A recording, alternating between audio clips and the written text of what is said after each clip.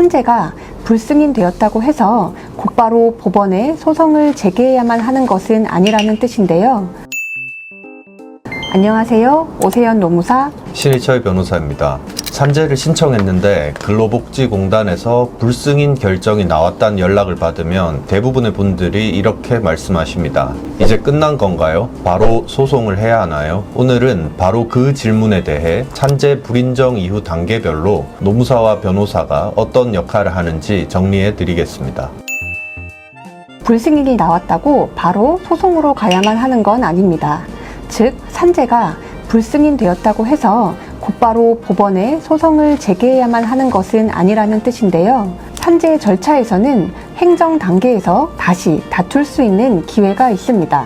공단의 불승인 결정에 대해서 먼저 심사 청구를 할 수 있고, 이 심사 청구는 다시 재심사 청구로 이어질 수 있습니다. 심사 청구와 재심사 청구에서는 왜 업무와 질병, 사고 사이에 인과관계가 있는지, 최초 공단 판단이 왜 잘못되었는지를 의학 자료, 업무 내용, 근무 강도, 기존 판례를 토대로 논리적으로 정리하는 것이 핵심입니다. 특히 이 단계에서 진단서 보완, 의사소견 확인, 업무상 부담 요소 정리, 기존 승인 사례와의 비교 등이 제대로 이루어지지 않으면 이후 단계에서도 불리해질 수 있습니다. 그래서 공단 불승인 직후 노무사나 산재 전문 변호사와 같은 전문가를 찾으셔서 상담을 진행하시고 준비하는 것이 중요합니다. 심사 청구와 재심사 청구는 행정기관 내부에서 판단을 다시 받는 절차이지만 그 결과까지 모두 불인정이 된다면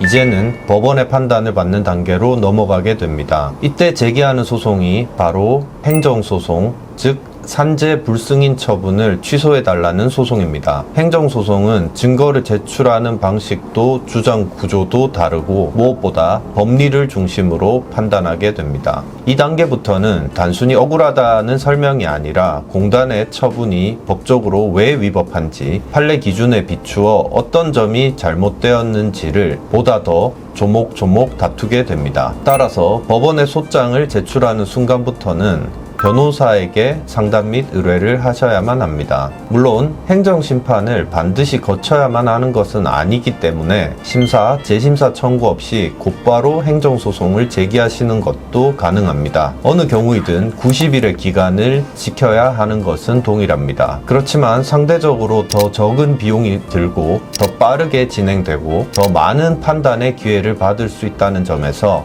행정심판을 거치시는 것을 일반적으로는 추천드립니다. 그리고 행정소송에서는 앞선 심사, 재심사 과정에서 어떤 주장과 자료를 냈는지도 함께 검토가 되는데요. 즉, 심사 청구와 재심사 청구 단계에서 얼마나 정교하게 다퉜는지가 소송의 기초가 되기도 합니다. 그래서 이 단계에서 노무사가 사실관계와 의학적, 업무적 인과관계를 차곡차곡 정리해두면 이후 변호사가 소송을 진행할 때 훨씬 더 논거와 증거가 탄탄한 사건이 됩니다. 산재 불인정 이후의 문제는 노무사냐, 변호사냐를 택일로 볼 문제라기보다 실무적으로 단계별로 역할이 이어지는 경우가 가장 많다고 말씀드릴 수 있습니다. 마지막으로 정리해드리자면 산재가 불승인되었을 때는 공단 내부 절차인 심사 청구와 재심사 청구는 비용과 시간 등을 종합적으로 고려할 때